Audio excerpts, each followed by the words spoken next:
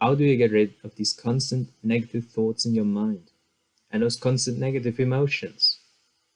How can you make yourself more productive and feel more satisfied, proud, joyful, and powerful now?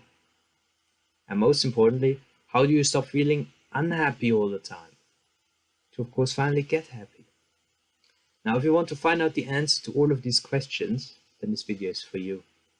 I also made this video because one of my clients, who I coach for peak performance and flow, brought up that she's constantly fighting with her negative thoughts and emotions. And what I described to you in this video is literally what we'll implement to fix this. Now, as a disclaimer, I will not tell you about the generic happiness quotes that you find out there, such as just do what you love or just be happier. I mean, no. You want to know what actually works. Am I correct? And this is why we will look at the scientific evidence and what is proven to work today. Now, first I will give you some insight into happiness, because you must understand how happiness works in the brain. Because, spoiler alert, we all have a preset level of happiness to which we return to. It's also largely genetic, unfortunately. And the second problem is the natural negativity bias in the brain, as you will see in a moment. Once you know about all of these things, I will show you the only habit that is scientifically backed up to reprogram your mind for positivity and to make you permanently more happy and successful with it. This includes how this habit affects your brain, why it works, and of course, what you need to do step by step to make yourself happier. Now, if you're excited, please take a moment, smash those like and subscribe buttons. I would highly appreciate it if you could do me this little favor, because it will also allow us to build a community, or should I say, army of high performers together. Now, my name is Nicholas. I'm a neuroscientist, dementia researcher, as well as a high performance and flow coach. And this is the only habit to make you more happy.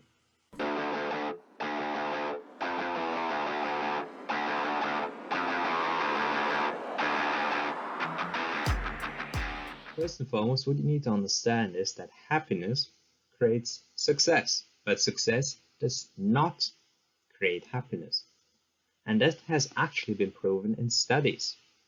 So what you see here, that is a study, a systematic review of all of the evidence that is out there from 2018.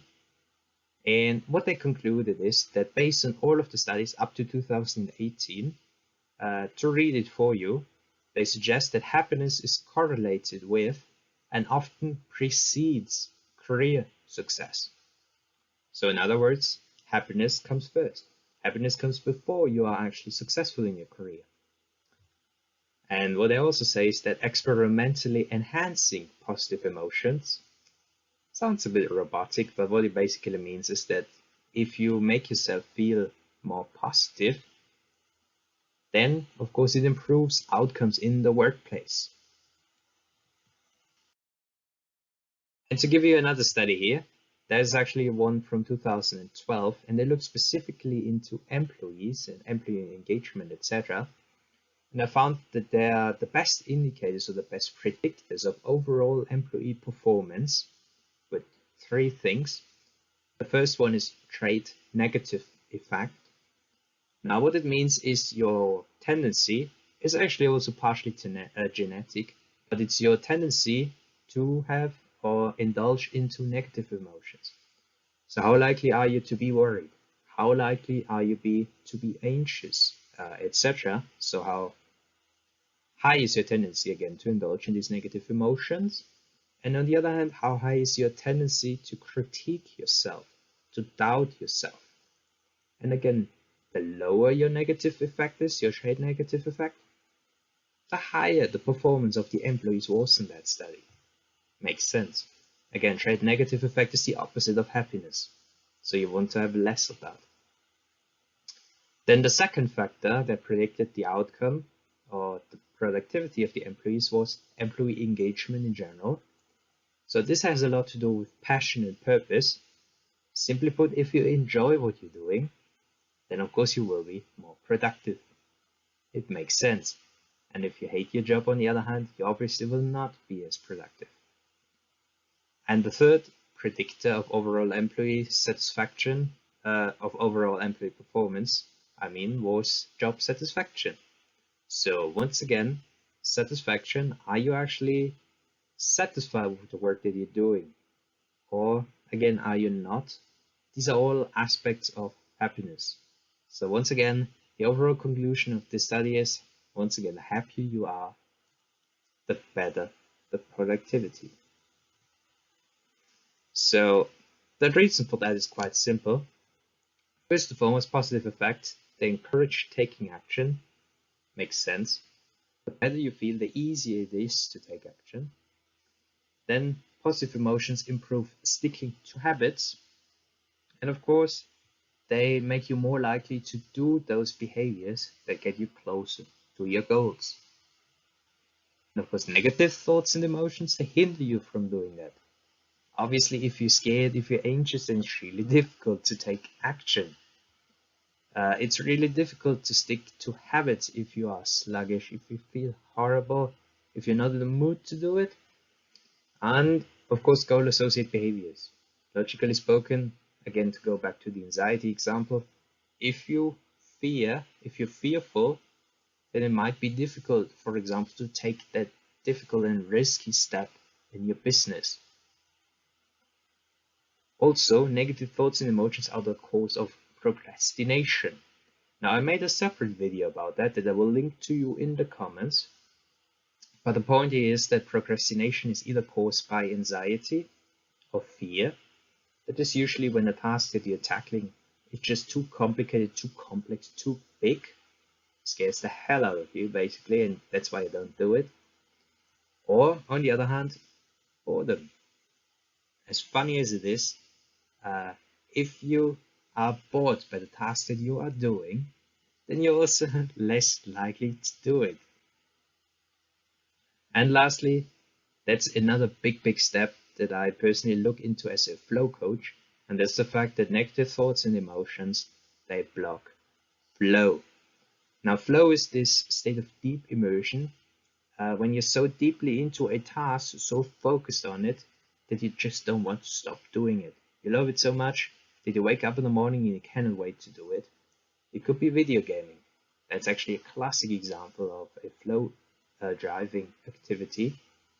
Again, there's a lot of video game addiction out there, and that is because of flow, because video gaming gets you into this immersive and very addictive flow state. Flow is also the most productive state in existence.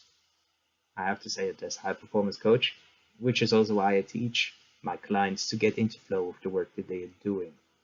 Now, I will not talk about flow any longer, so I will also link you a video in the description if you're interested in flow.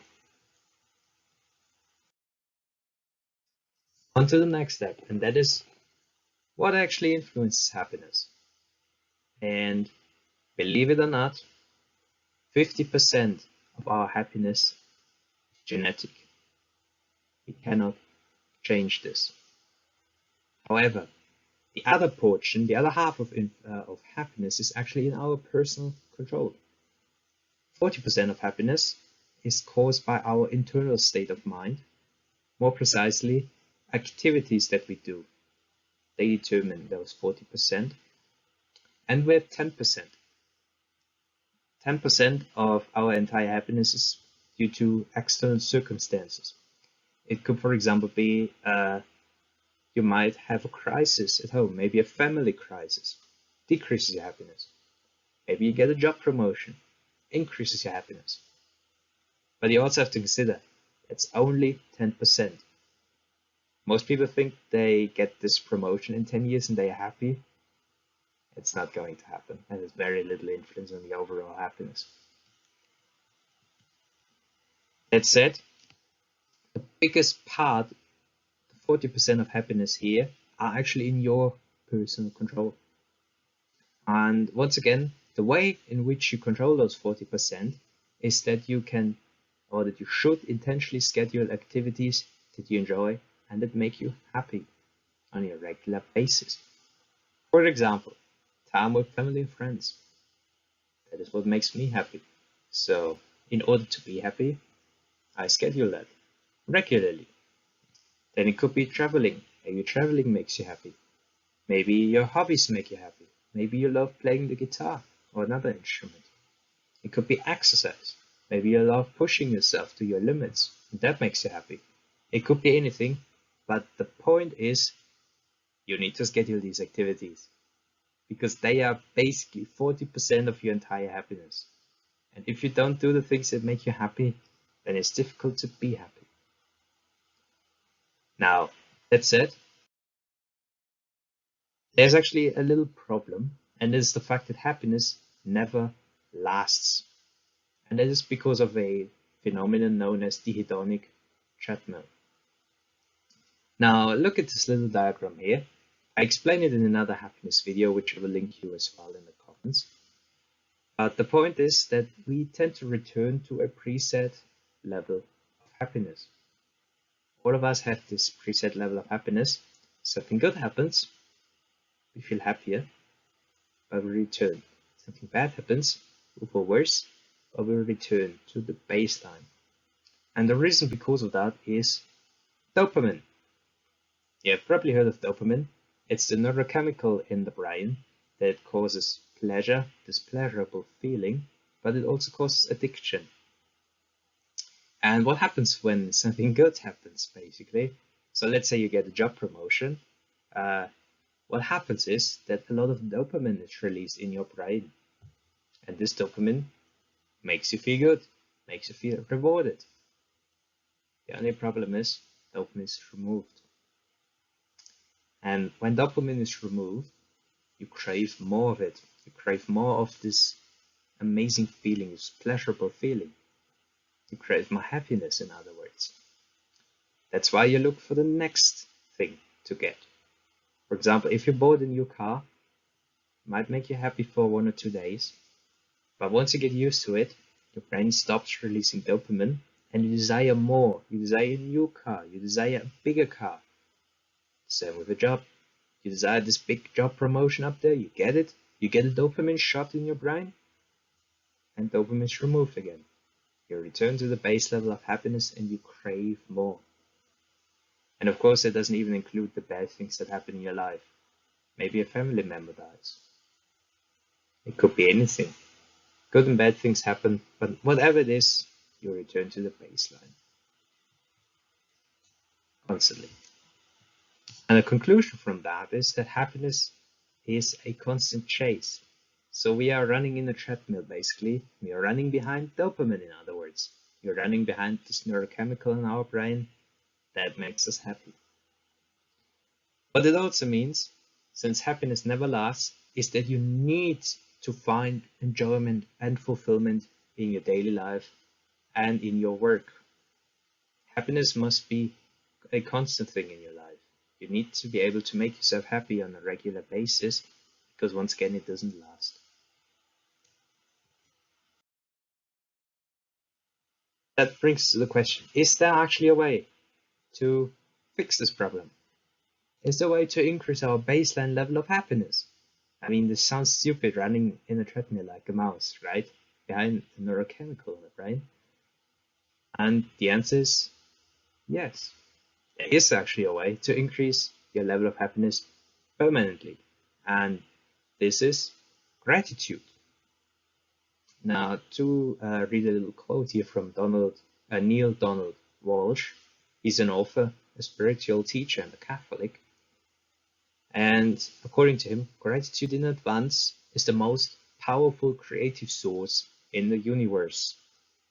And he's very right in it. Gratitude in advance is, in fact, the only proven way to permanently increase your baseline of happiness. And here's why. Now, let's look into our brain next. What you see here is, again, on this little image, what is mentioned there in green, the green parts there, is your reticular activating system. Down here in the brainstem on the image, or RAS in short. And your reticular activating system in the brainstem it filters all of the incoming information into the brain. So this brain filter, it filters what we see, what we hear, what we touch, and it actually does not filter what we smell. That goes straight into our brain, basically. But it filters what we see, what we hear, what we touch, and what we taste, in fact. All of that. And the function of the RAS, of the reticular activating system in particular, is to prevent our brain from information overload. Because, believe it or not, 11 million pieces of information per second enter our brain. And if we were to be aware of those 11 million pieces of information, then we would probably get epilepsy and our brain would explode. And that is, of course, why the RAS is there. It filters the incoming information. And the reality is, of those 11 million pieces of information, it only allows 126 pieces of information max to actually enter our conscious mind. So we're only aware of 126 pieces of information. That's not much. From 11 million, we only pick up these 126. Another problem is that, of course, nature has established it in a way that we have, or that we look after our survival. And this means that we have a natural negativity bias in the brain. And that is meant to increase our survival. We become more aware of negative things. Could be the saber-toothed tiger over there. Could be the fact that maybe we lose a family member. Maybe it could be anything. Maybe we run out of food, basically, or other resources. So again, we have this natural negativity bias to make us aware of these negative things in our life so that we fix them and that we improve our survival. And as unfortunate as it is, the information filter in our brain, whatever it sends to our conscious mind, what we are aware of, 9 to 10 pieces of information are negative. 90% of the information that we become aware of is negative. Now, the question is, can you change that? The answer is yes, you can. And this is with gratitude. So gratitude can actually reprogram this information filter in your brainstem down here. And it does that via various ways. And the first one would be that you notice the good in your life more consciously. Basically, it's a thought habit. If you force yourself to write down 10 things that you're grateful for every day, then you train yourself. You get into the habit of looking for positive things in your life. And again, if you do this over and over and over and over again, then it will become a habit. Now, I just talked to one of my clients, and she said that she needed 10 minutes to come up with 10 things. And that is quite long, in fact. So if you need 10 minutes to come up with 10 things that you're deeply grateful for and that you enjoyed in your life. And once again, that is because she hasn't done it often enough yet. Because the more you do it, again, the more easy it will be for you to spot those positive things in your life. And again, the easier it will be to spot those things, the more positive you will be in general and the more happy you will be in general. Also, what you need to know is that it also reprograms the brain filter more precisely. So what happens when you do a lot of gratitude is that more positive information is allowed to enter your conscious mind. More positive information, you become aware of it. And that is a good point. How do you get rid of negative thoughts and emotions? You need to think more positive. You need to have more positive thoughts. You need to have more positive emotions. And the way to get that is with gratitude. Then, of course, another big step is that gratitude allows you to enjoy. You learn to enjoy more precisely what you already have in your life. You learn to enjoy what you have. Because that's a big thing. Most people think they will be happy when they get the job promotion in 10 years. But the reality is when they actually get the job promotion in 10 years, dopamine will kick in. They will be happy for 2 days. And then it's gone. All over again. And that is why it's so important to learn to enjoy what you have in your day and life now. And again, that's not straightforward. Most people never learn to be happy. And again, that's why you need to make an actual conscious effort to learn to be happy. And you can learn to be happy with gratefulness. The other thing is that you don't want to be unhappy for 10 years and then hope that you will be happy with getting the job, right? So it's much better to teach yourself to be happy today. That aside, of course, you can counteract negative thoughts and emotions with positivity. And lastly, as I mentioned earlier, again, you get into the habit of thinking positively. If you force yourself to be positive every single day, you will get in the habit of thinking positively. Speaking about habits, let's look into how you can make gratefulness a habit in your daily life to increase your happiness and, of course, to become more successful with it, as the studies show. Now, the first thing that you can do would be gratitude journaling. So in this case, every evening you sit down and you list the 10 things you were deeply grateful for today. And after you have written it down, your 10 things, or better immediately, you close your eyes and you visualize and you feel the situation and the positive emotion. For example, let's say you sit down this evening and you write down as the thing you're grateful for a delicious meal. Close your eyes, you visualize the nice delicious meal, and then you feel how amazing it tasted, how relaxed you were while you were sitting there, the nice conversation you had with your friends and your family, etc. Or maybe you're right on a comfortable bed. So you close your eyes, you visualize your bed, how you lie into it, how you feel the warm blanket on you, how comfortable you feel, etc. And the point is, the simpler, the better. Just being here, for example, would be a fantastic way to be grateful. And you can even make it a challenge to make it as simple as humanly possible. Again, it takes a bit, it might take a bit of practice, but if you keep doing it regularly, you will see the positive effect. And I recommend this to all of my clients. Next will be the gratitude letter. That's the second way to express gratitude. And what it means is that you write a letter to yourself, a one-page letter from the future. And in this letter, you describe your future accomplishments in the next 6 to 12 months. Then the behaviors that made you successful. So what exactly did you do to get your accomplishments? Then how did you deal with challenges and misfortune? How did you master them? With elegance, of course. And how amazing do you feel now after you've reached your goals? How great do you now feel in your new job, maybe in your new relationship? How great do you feel that you have the car of your dreams, whatever it is, basically, new life? How amazing do you feel now as a new person? And you can also describe what you enjoy doing in a new life. I don't know, fishing, exercise, whatever.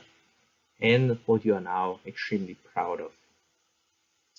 And I would recommend to do this for every new goal that you set. Write down your little letter and then grab your little letter and reread it every morning. And this exercise is actually a fusion of two different exercises. It's gratefulness. Of course, you emphasize the positive emotions in combination with visualization, goal visualization. And that's a big point because goal visualization is actually known from studies to increase goal attainment. That is why this exercise, again, is extremely valuable for you. Once again, you're grateful and you have the goal visualization part that is proven in studies to make you more successful. By visualizing a goal, you program your mind to attain it. Now, the third way would be to write a gratefulness list. So in this case, you sit down and you push yourself in a single session to write down 100 things in your entire overall life that you're grateful for. Now, I admit that is a difficult one. It's a difficult little challenge, actually. but it will be very valuable for you, because once again, that's when you actually realize all of the great things that you already have in your life. And I would recommend to do this every month, in fact.